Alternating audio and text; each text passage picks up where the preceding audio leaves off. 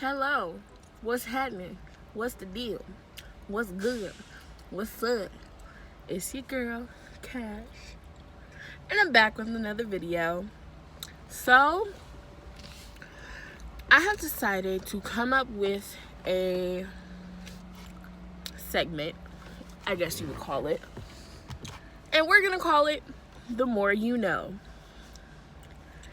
I'm calling it The More You Know because as you know, I am a student. I'm a full-time student this semester. And I'm dealing with a lot of reading, a lot of writing, such as thing as that. Such a thing. Such as things as that. So, today's first episode on The More You Know, we're going to talk about this passage that I just finished reading from my English class. And I know people going to talk mess, but listen, I'm in English 101. I've taken English 101 before. I didn't pass the first time when I went to Elko because I didn't turn in my final papers on time. Sad story. But anyway, so, like I said on today's segment, The More You Know, we're going to talk about this passage that I just read called Brainiology. So, in this passage, it goes back to the 90s. It's a study that happened in the 90s where these scientists, or whatever they are, were trying to tell people about how to use your brain as a muscle. As we know, the brain is a muscle. Yes. And just like any other muscle in your body, unless you're me, I don't really work out. I should. But I'm lazy. I don't really have the time to work out. I do have time, but I don't have time at the same time. But because I am going to school and I open my mind up to new opportunities to learn something, even if I'm not at school, if I'm at church, if I'm thinking about a situation, if I'm talking to somebody and they say something and I'm like, I never thought about it that way. Or, and just in case, the group that I'm in, which you guys will know more about that later. Sidebar, I want to thank Diamond so much for putting Just In Case together. It has helped me in my mental state so much. So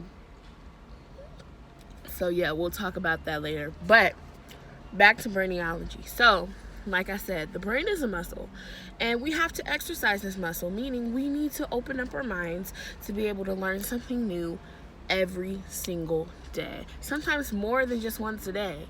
Open your mind up to learning something new all throughout the day, constantly through the day. You know, like every second, everywhere you go, learn something new. Even if it's like a new song, or if you're dissecting lyrics, or if you're dissecting poetry, or if you're watching a show like I have watched Grey's Anatomy 5,001 times. Really, like, pay attention to what they're saying, pay attention to the process, stuff like that. Open your mind up to learning something new, because the only way that you're going to exercise that muscle is learning new things, or thinking about things and learning and relearning from them. So, what they did is that they took a study and they took 7th graders and they were following them for 2 years. And they came up with 2 different mindsets. And one mindset is a fixed mindset. The other mindset is a growth mindset.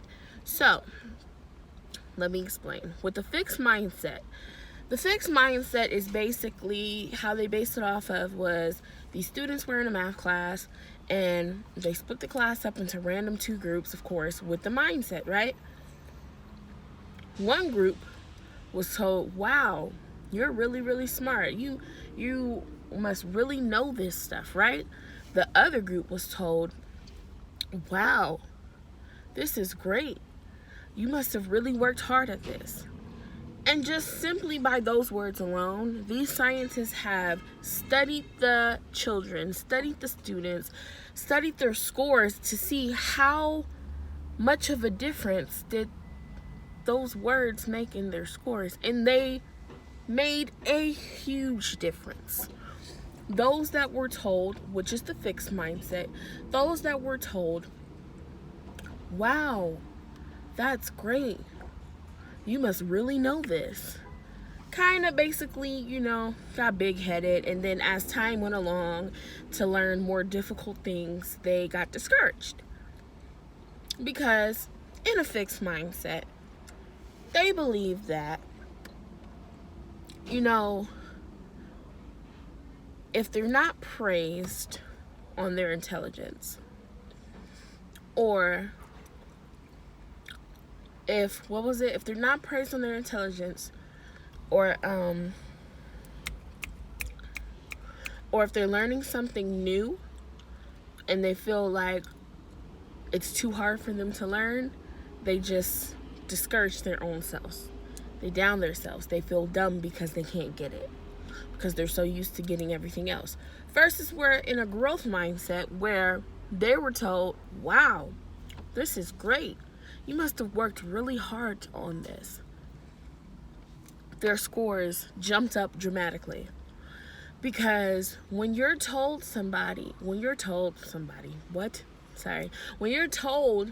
that you have worked really hard, it kind of encourages you. And I had to sit back and think about it, and I'm like, that's crazy. Because I know within school, my first semester, which was only in the spring, my first semester back in college, I was really scared. And I had to tell myself constantly, if it wasn't for my best friend, Sarah, who I love, and if it wasn't for my support group around me saying, Cash, it's okay. You may have not done great on this test, but just learn from this experience and do better next time, Try to study differently, or try and do things differently. Try something different,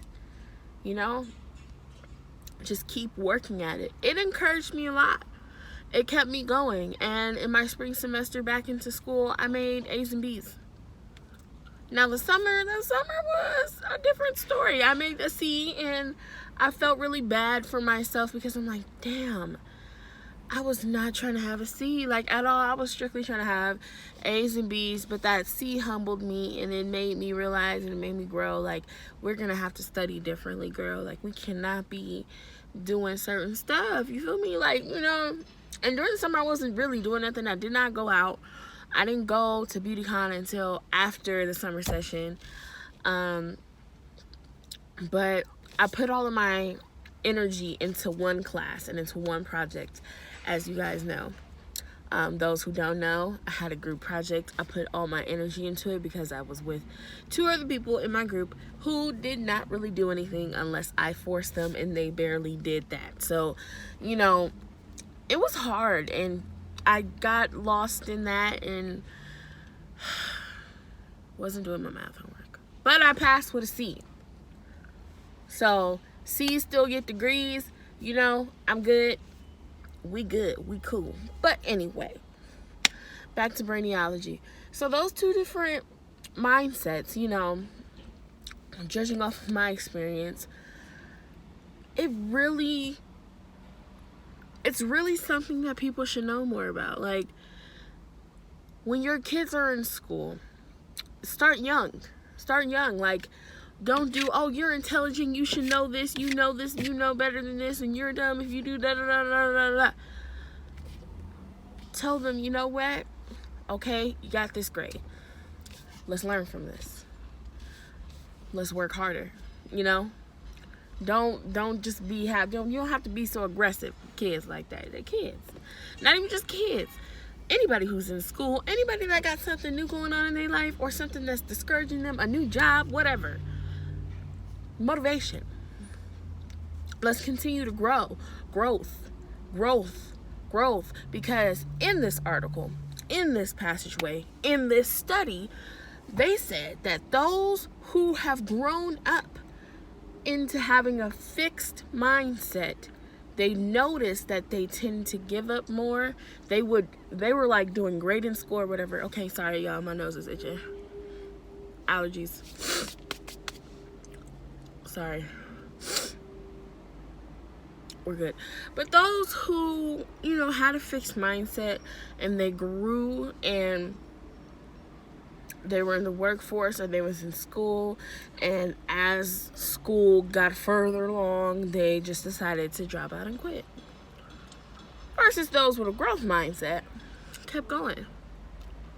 And that's not saying everybody, but it's just like reading this passageway, it makes you think, what mindset do I have?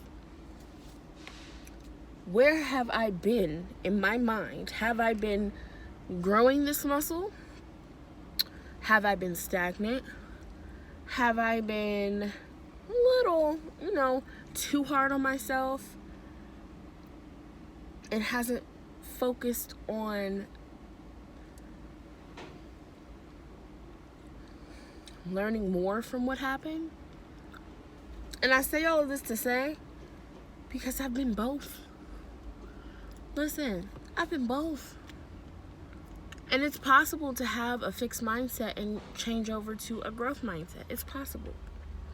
But when you're constantly told the same thing over and over and over and over and over and over and over and over and over again, you're going to stay stagnant. It's just like with life, not even with the Brainiology passage. What happens when you have two sets of people? One person, they're staying with their parents, right? First of all, you both end up staying with your parents first. Now, one parent, you can be late on rent. You could be short on rent. You could have gotten really drunk at a party or, messed up. Both have gone through this. But one parent says, I'm tired of you. Maybe you should stop doing this that you're doing. All these doggone mistakes. You're nothing but a dumb da-da-da-da-da-da. Versus the other parent, I'm really disappointed in you. But we're not going to stay focused on this. We're going to grow from this. So, right now you need to sit down. Learn from your mistakes. Let's not make it again. Let's not do this again. We're going to grow. We're going to keep pushing. We're going to work harder and not making these same mistakes. And you'll see different changes. This person will stay stagnant. And let's just say, both of them pay rent. But this person will stay stagnant because this person's trying to find an outlet. Versus this person is trying to work harder. Because you got what? That support. It's all in your wording and how you talk to people. It can affect them through, you don't even know. Let's just look at these situations with these children killing themselves. It's all by words and actions. Sometimes not even just actions, just words. So on today's segment of The More You Know, I want you guys to take with you, watch your words.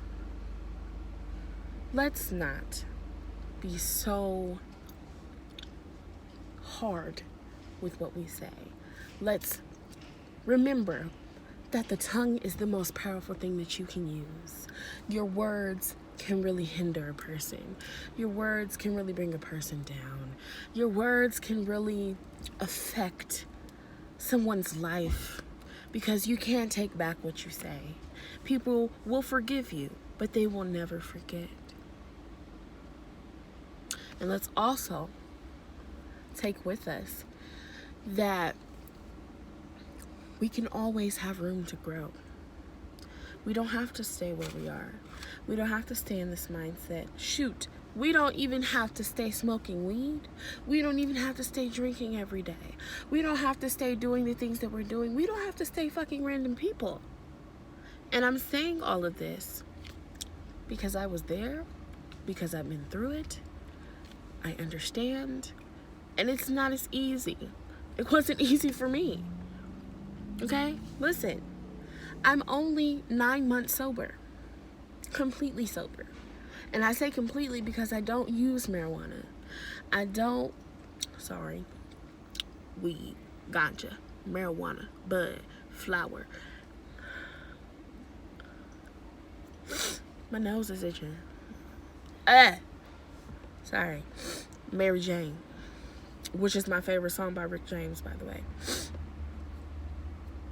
But, you know, I don't smoke weed anymore. I haven't had a drink since probably not February. I lied. Okay, no, February. Is it February? No, January. My bad. But I did that because I wanted to stay focused in school, because the last time I was in college, stress got to me very, very, very, very, very quickly. And I have very bad anxiety. I always need an outlet with whatever I'm going through. So I chose to stay sober. I do not judge nobody who does what they do. You gonna do what you do. Listen. Okay? I ain't judging you. That's you. Shoot. Because you may not be using it for depression or stress. I was. So I just want us to take that with us as we go on in our day. And as I head to class, I hope I'm not late. And thank you so much for coming back to my channel. Please like, comment, and subscribe. And if you want to, child, hit the bell notifications or whatever. I don't know. But we will be back later on. I don't know what video I'm going to do next. I keep on saying or trying to say what I'm going to do next. I don't know. But I love you guys. Have a great day. Thank you for coming to The More You Know. Bye.